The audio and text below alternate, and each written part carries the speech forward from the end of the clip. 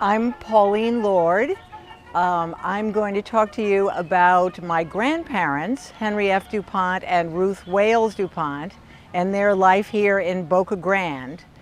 H.F. DuPont and his bride had several habitations, most famous of which was Winterthur, Delaware, but also Chestertown House in Southampton, Long Island, and they had a large apartment in New York. Those lives there were fairly formal and heavily staffed. So coming to Boca Grande was kind of a break from that. And the rhythm of their year included, importantly, New Year's Eve dinner, where terrapin soup was always featured and caviar. And then New Year's Day was this unusual custom unique to the DuPonts, which was called calling. And that was on the anniversary of the landing by Pierre, let me see, who was it? The first DuPont, Pierre Samuel DuPont, and his sons Eleuther and Irénée in 1800 on New Year's Day. So anyway, fast forward, calling involves all the DuPont women and girls staying or getting all dressed up in the several DuPont chateau-like mansions, and the men and boys pile into limousines with the trunks full of candy, especially this fabulous Drosti chocolate I was fond of, and other goodies, and they were driven around from house to house and came into the vestibule with many shouts of "Happy New Cousin," and there they were plied with drink. So we received waves of increasingly inebriated cousins, none of whom I ever knew, arriving and making merry. It was quite an event. Luckily, I haven't had to do that as an adult, but in any event, once calling was over, my grandparents could focus on coming to Boca Grande. So they commandeered 3 train cars to get here. Of course, they needed my grandparents and their 2 daughters, Pauline and Ruth, needed their own car. And then there was a car for the retinue, which was much reduced from the rest of their lives, but did feature a butler, a cook, 2 footmen who doubled as chauffeurs, and of course they had other people as well. They had a caretaker for the properties and such. So they needed their own train car, and then naturally there was a train car for all the clothes and the food and just everything one needed to really move an entire operation here to Boca Grande. So their lives here were quite social. They had friends right around here. Grandpa's sister, Louise DuPont Crowninshield, and her husband, Frank, lived right next door. They had dear friends named the Haskells, and a wonderful friend of my grandfather's, Joe Swan, lived on the corner of 3rd and the Gulf. So they had people in the vicinity that were a lot of fun for them. And I have a bit of a Haskell story for you, because my mother played all the time with her cousin, with her friend, Hal Haskell, son of my grandparents' friends, here in the Sea Grapes, and they also played at their own places back in Delaware and Pennsylvania. My mother at Winterthur and Hal at Hillgert Farm in Chadds Ford. Anyway, so they were great friends. Then, of course, they grew up, went their separate ways, married, had children, and all this stuff. And way late in life, Hal was down here on a business trip. His wife, Mimi, was mortally ill with cancer, and he got done with his business early, so came down to the old haunt to just kind of see how things were. And he was sitting at the sea wall, sort of head in hands, watching the sun set into the Gulf, when this form clambered up the ladder right next to him, wearing her trademark bathing cap and that two-piece bathing suit she'd perhaps bought at Bonwit Teller a couple of decades previously, he turned to my mother and said, "DuPont, Haskell." And my mother went, "Oh, Hal, let me get cleaned up and come over for a dividend," which was a word for a drink.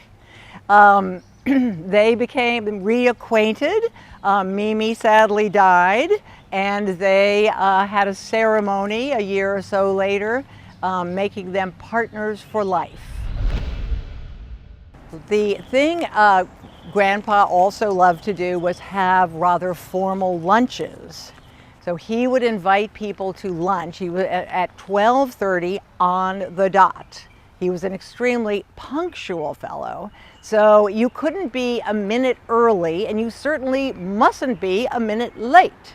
So people would arrive for this lunch and at the door at my grandfather's house, and if they were early, they would start to promenade back and forth on the street and no doubt run into the others similarly promenading. And then everybody would have to gather right at the front door and try to squeeze in there. It was a tiny vestibule, so that was quite a challenge, with the butler sort of opening the door and being like that. And there would be some footman with a platter of drinks, so you were to sort of down your drink, because then you had to go in and sit down at the table. And then there was a certain time when you must be gone entirely. I believe it was 2 o'clock sharp. So those were closely structured meals. Now, when we came here for spring break, which was the most fun part of my year ever, we stayed in the house back here. And it was just a rather simple fisherman's house to which my grandfather had added a wing that was was entirely for the help. He had them in other houses as well, by the way. He owned quite a few houses on Banyan Street, and the caretaker had a house on Gilchrist Avenue. But this was a house that my mother and my aunt had occupied when they were girls with their governess. So this house was always called the children's house, referring to my aunt and my mother. So we would be here, our family of 5, my mother, Ruth, her husband George, and my brothers and me. And we would come over every day to my grandparents for lunch, which you would think would be sort of a great thing, but for one element in the lunch, which was every single time this substance that my parents thought and grandparents thought was ambrosia. It was so delicious. They went on and on about it. It was Donax soup. Donax are those tiny little clam-like multicolored shellfish that burrow down into the sand right there. Every single morning, the butler, Emil, would be down at the beach gathering the Donax for the luscious soup. Well, I hated Donax. It was vile. So I couldn't bear it. And of course, I was closely supervised by the adults, making sure I was going to eat every bite. So I made a pact with the cook to please give me chicken broth instead. The jig was up when the butler failed to pass me the sour cream that was meant to go in the Donax soup then. So we went to dinner across the way most evenings. And the thing I remember most about dinner really was that after dinner, we would climb the narrow stairs up to the room above that featured a piano. And in that room, the men, I think, were smoking cigars in there, if you can believe it, in this day and age. And everybody was drinking coffee or brandy, except for the children, of course. My grandmother would sit down at the piano with her legs akimbo, as she liked to always sit, sort of like that, and belt out these great songs. Each one was slightly weirder than the next. One of the themes of the songs was drunken men and women trying to get control of them. And there was one that I was particularly fond of, that went like this. Well, this was kind of the refrain. Heinz, Heinz, what's the matter with Heinz? Heinz is wobbling down the street. What's the matter with Heinz's feet? Ach, Gott, that's the trouble with men. He's been to 57 bars and Heinz is pickled again. And we all just love that song. So anyway, there was one very special night when we were called after, it was just about our bedtime. I guess maybe they called us on the telephone. The word was we had to go back over to the dining room. And my grandfather had collected, or had somebody pick, the elongated buds of the shaving brush tree. And there was a holder in the middle of the table with holes in it, presumably with water in the container, with these hot dog-like buds sticking right out of this thing. And we sat there mesmerized while each one opened up these glorious pink flowers in front of our eyes. It was quite spectacular.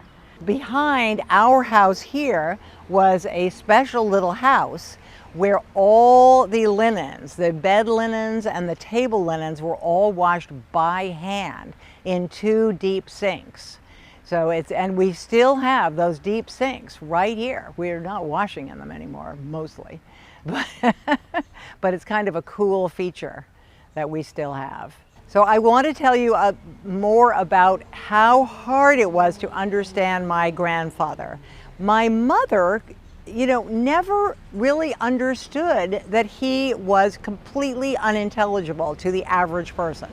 I mean, she'd grown up with him, so she could understand him, but I just think it was kind of strange. So in any case, I never was tipped off by my mother that he was hard to understand. Sophie DuPont told the story of Grandpa going to shop.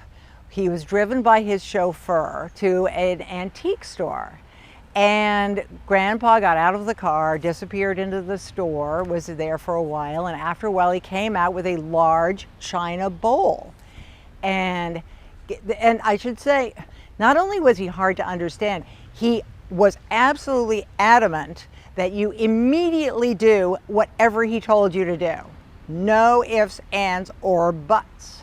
So he had this bowl in his arms, he handed it to the chauffeur, his driver, and said what the driver took to be, take this and throw it over the fence. And then immediately Grandpa disappeared back into the shop. So the driver looked around, indeed there was a fence there. He walked over to the fence, chucked it over, it smashed into about 1 million pieces. And after a spell, my grandfather re-emerged from the shop and said, "Where's my bowl?" The driver led him to the fence and showed him the many shards on the ground. And it turned out that wasn't at all what he'd said. What he had said was, "I bought this in self-defense." So that's kind of a lot of what I have to tell you about my grandparents' life down here. I think it was a wonderful life, and they had a wonderful time.